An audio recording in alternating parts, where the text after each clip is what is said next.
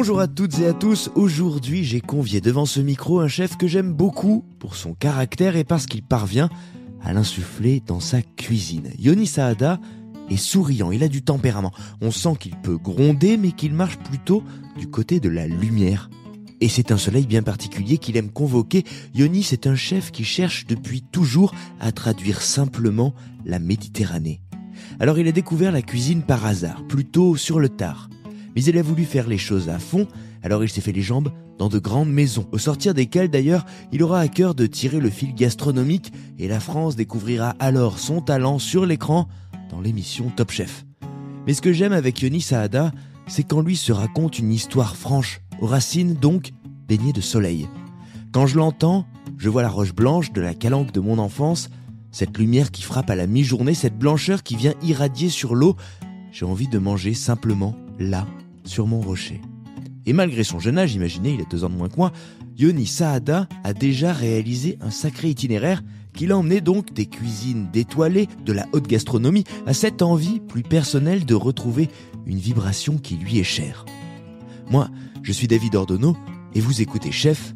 Aujourd'hui, on va donc parler d'une ligne fine entre terre et mer, pas d'une frontière, bien au contraire, d'une ligne qui rassemble des cultures et des peuples, un fil qui charrie les histoires et transmet les saveurs. On va se parler d'un ambassadeur du dialogue justement, d'un chef qui fait rayonner ce trait d'union et dont l'horizon se dessine sous un soleil qu'on aime de plomb. Cette ligne, on va la longer, on va longer la mer, y plonger, parfois remonter par les rochers et déguster un pambagna. Voici l'histoire de Yoni Saada.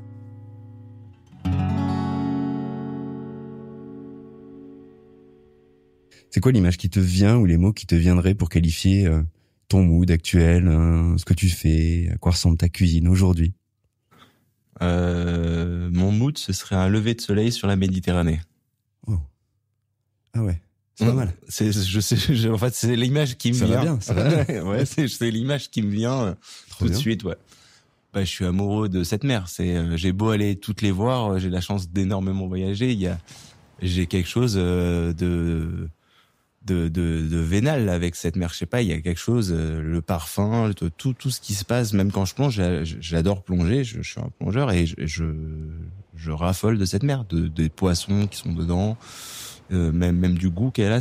Quand tu bois la tasse, elle a un goût riche en iodes comme ça. Je sais pas, il y a quelque chose le soleil qui brille dessus, tu vois, qui fait ce petit côté un peu éclat de diamant. Je suis amoureux de cette mer.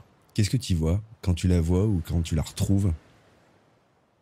Je vois un côté infini. Je vois déjà je suis contemplatif quand je la vois.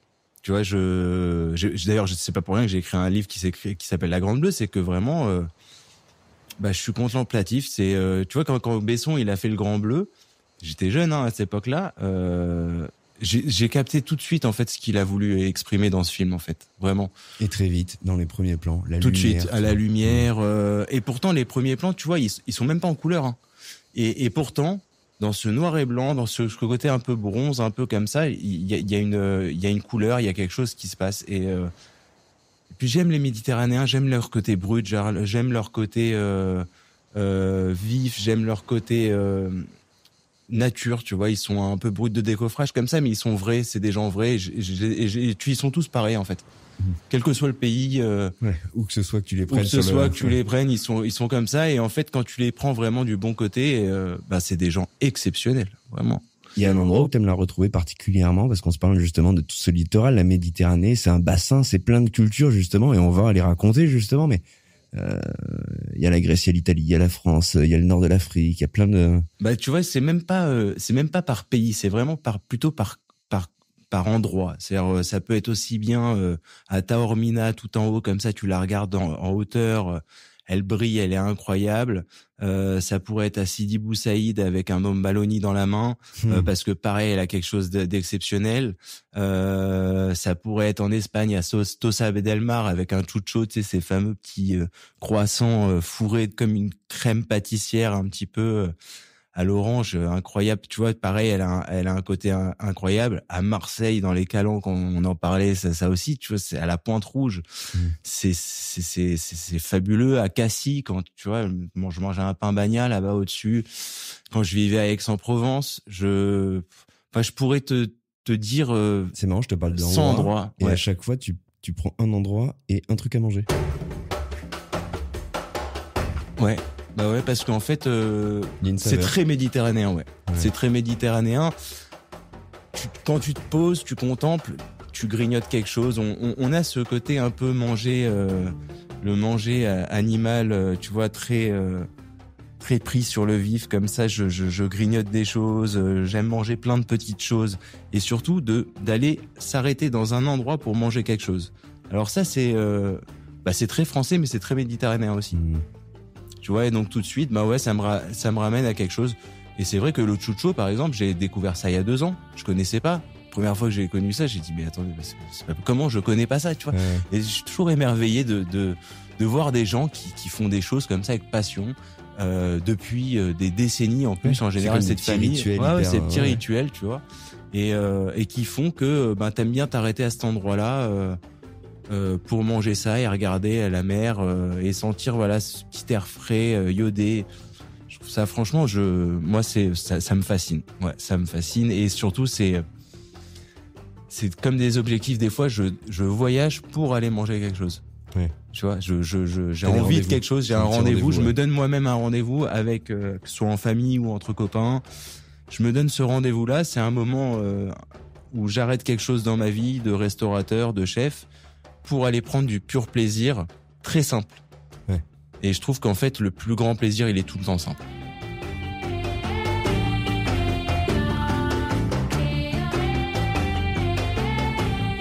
On remonte le fil ? On remonte le fil.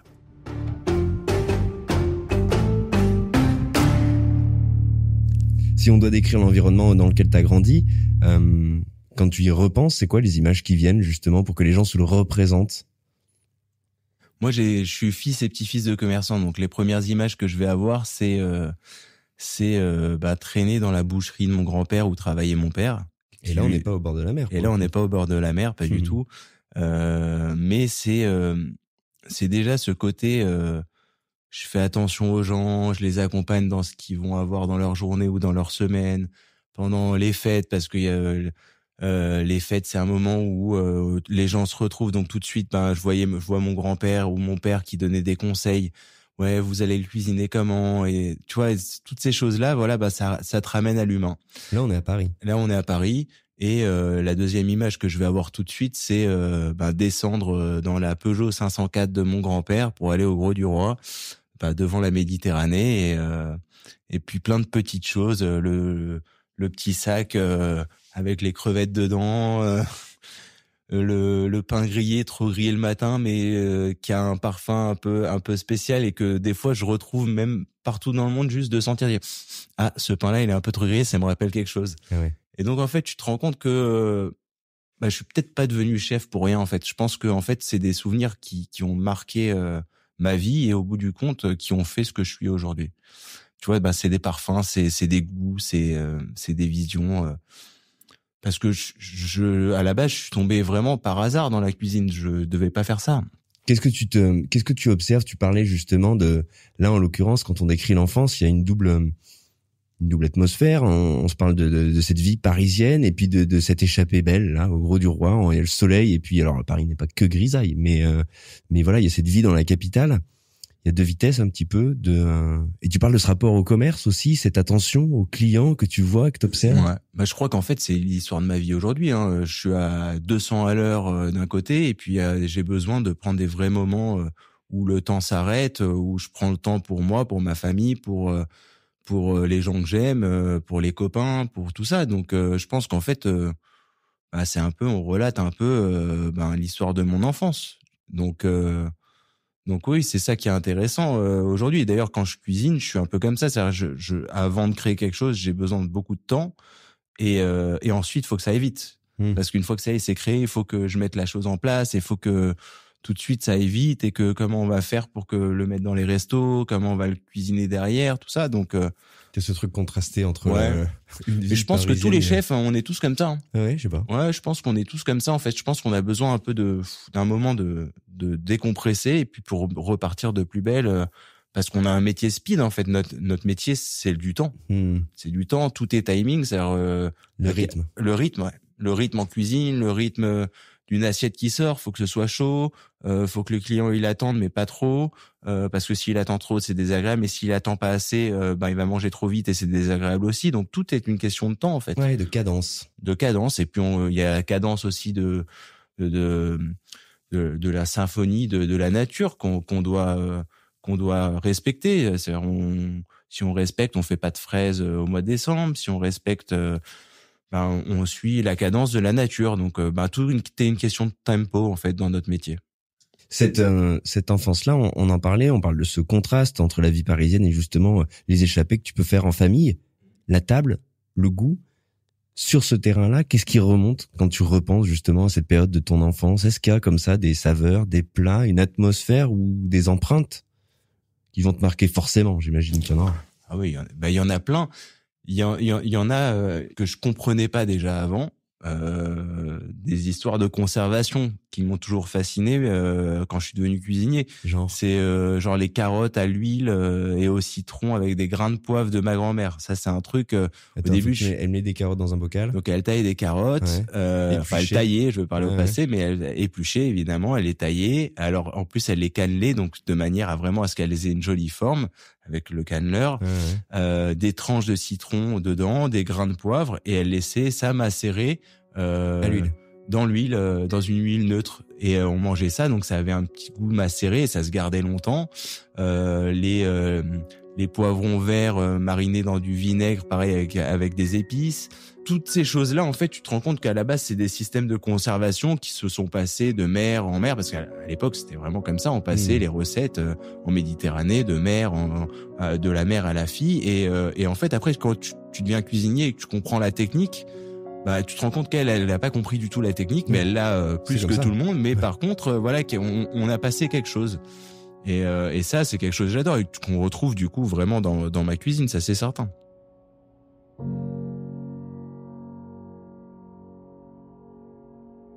Il y avait une place importante. Là, on parle de la conservation, des méthodes du quotidien finalement. Est-ce que la table avait une importance chez toi, dans ta famille, considérable, remarquable? Est-ce que c'était des moments qu'il fallait pas louper? Ça ressemblait à quoi?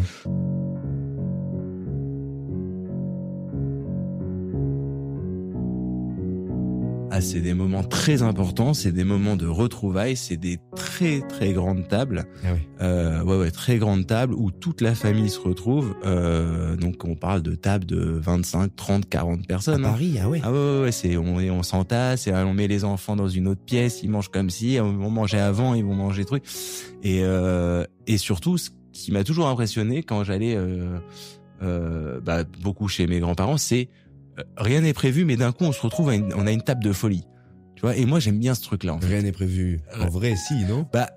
Quand tu débarques comme ça après l'école, tu dis rien n'est prévu, mais là d'un coup il y a des choses qui sortent. Attends, on met ça, et puis il y a une table qui se crée. Et j'aime bien ce truc-là de je comprends l'histoire que je vais raconter à la table. Et moi c'est ce que j'essaye aussi d'expliquer aux gens qui m'entourent dans mon métier, c'est de capter en fait ce que le client il veut.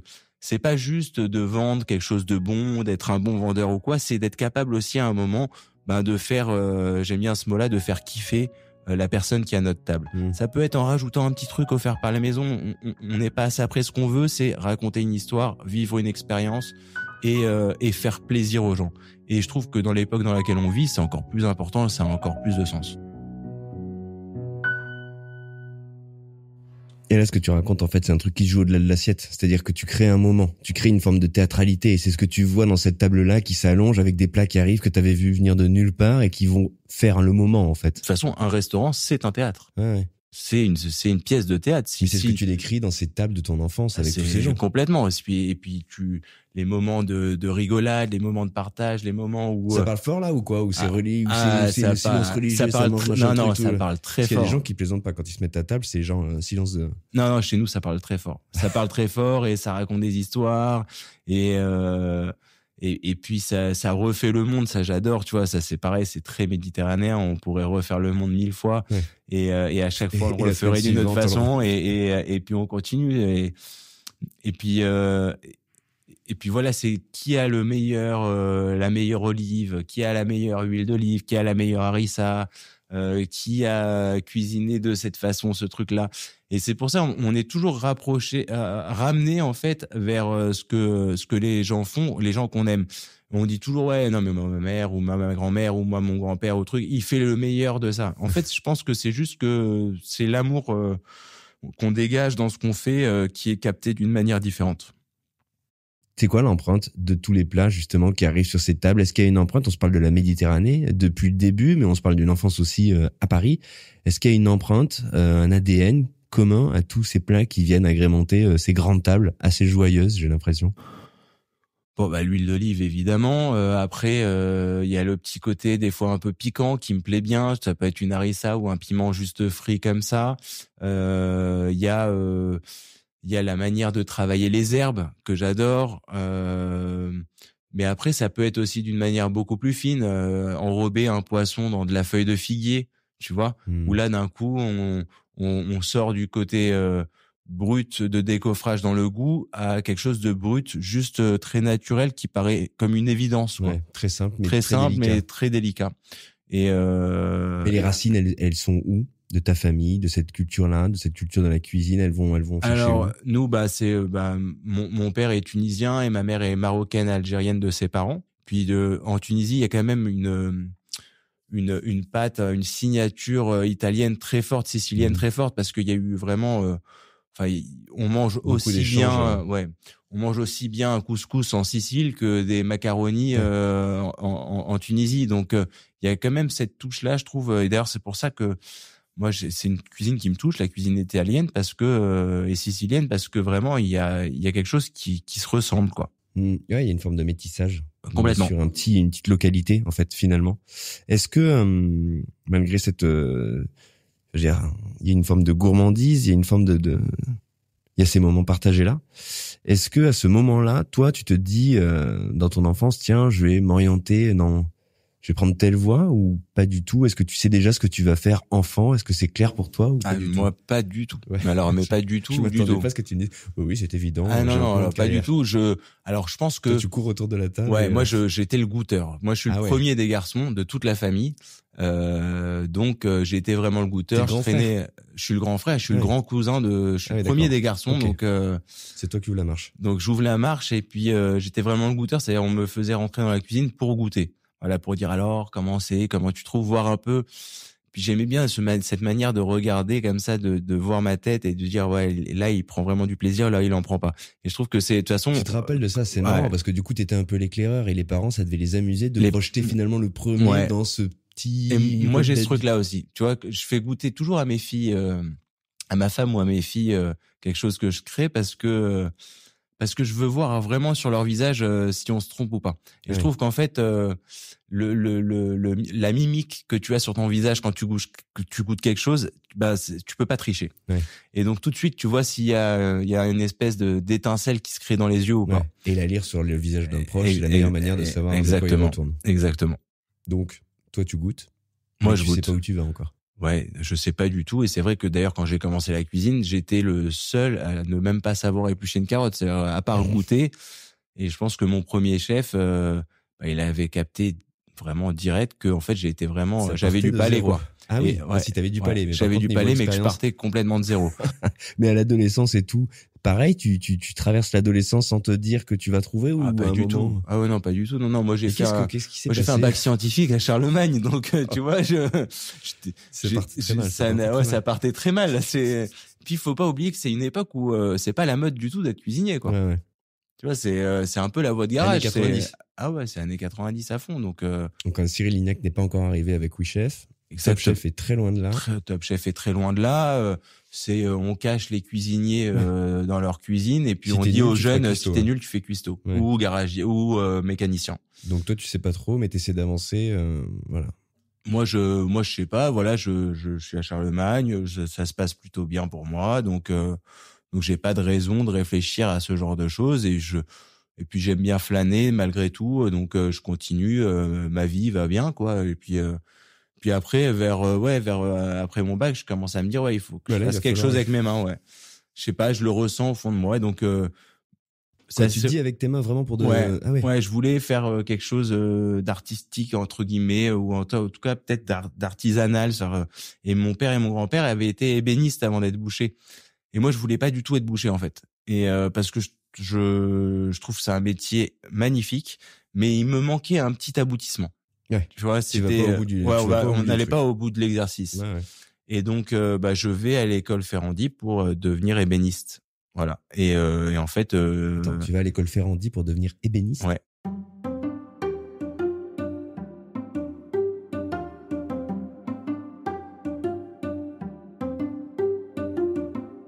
Parce que à l'époque, au rez-de-chaussée, il y avait ébénisterie à Ferrandi. Et il y a une jeune fille qui me dit au 4e étage, j'avais faim, il y a les portes ouvertes, il y a à manger. Et donc je monte au 4e étage et je tombe nez à nez avec mon premier chef qui est Benoît Nicolas, qui aujourd'hui lui est meilleur ouvrier de France et qui a qui a capté le personnage. Il y a eu un truc entre nous, je sais pas, d'ailleurs on se côtoie toujours, on est devenus copains quoi. Et on va souvent manger un falafel ensemble rue des Rosiers parce que il aime bien ça, et on partage beaucoup ensemble parce que je trouve que c'est un cuisinier d'exception et c'est quelqu'un qui a capté tout de suite ma personnalité et qui me dit tu devrais être cuisinier. Tu te trompes, ne sois pas ébéniste, mais viens avec nous, et je pense qu'aussi à l'époque c'était pas la course pour aller devenir cuisinier en fait, tu vois. Maintenant, et je pense que la liste d'attente elle est très longue, mais à l'époque c'était pas le cas, donc je pense qu'il y a un mélange de toutes ces choses là, et puis je me dis c'est quelqu'un qui peut me correspondre pour que je fasse quelque chose, donc c'est une rencontre quoi d'abord. C'est une rencontre, ouais. C'est une rencontre humaine. Et là tu te dis en fait ce ne sera pas le bois mais la cuisine. Voilà, et donc je dis à ma mère je vais devenir cuisinier. Et elle dit quoi? Elle me dit mais pourquoi tu fais ça mon fils? Bah ouais. Pourquoi tu pourrais être médecin, tu pourrais faire plein de choses, et en fait pourquoi tu veux devenir cuisinier? Je lui dis je sais pas, mais en tout cas j'essaie. Elle me dit si t'essayes en tout cas tu le fais à fond quoi. Et j'y suis allé à fond, mais j'ai beaucoup souffert au début parce que vraiment je savais rien faire et je me rendais compte que j'étais vraiment en retard comparé aux autres qui étaient des passionnés de la cuisine, ceux qui étaient avec moi. T'as débarqué à quel âge du coup? Moi j'avais 19 ans. On faisait une mise à niveau, donc ça s'appelait comme une mise à niveau. Tu faisais un CAP BEP en 1 an au lieu de 3 ans. Ouais, mais les mecs ils ont démarré plus tôt. Mais les mecs ils étaient passionnés, ils cuisinaient tous les jours chez eux. Tu vois, tu leur parlais de faire une blanquette de veau, ils étaient là alors moi la blanquette je la fais comme ça. Moi j'étais une blanquette de veau, je connaissais même pas la blanquette de veau. Et puis en fait j'ai capté. Au début, j'avais du mal parce que c'était technique, et après, j'ai capté en fait qu'il y avait quelque chose. Et puis, il m'a placé.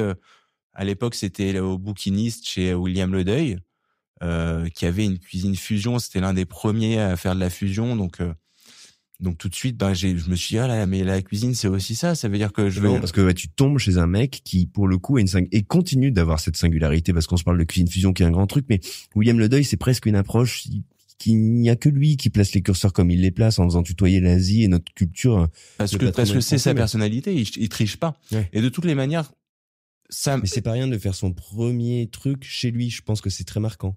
Ah, moi, c'était très marquant. Et puis, surtout, je remercie, et je le remercierai toujours, Benoît Nicolas, d'avoir capté qu'il fallait que j'aille dans ce genre d'endroit. Ouais. Tu vois, où vraiment...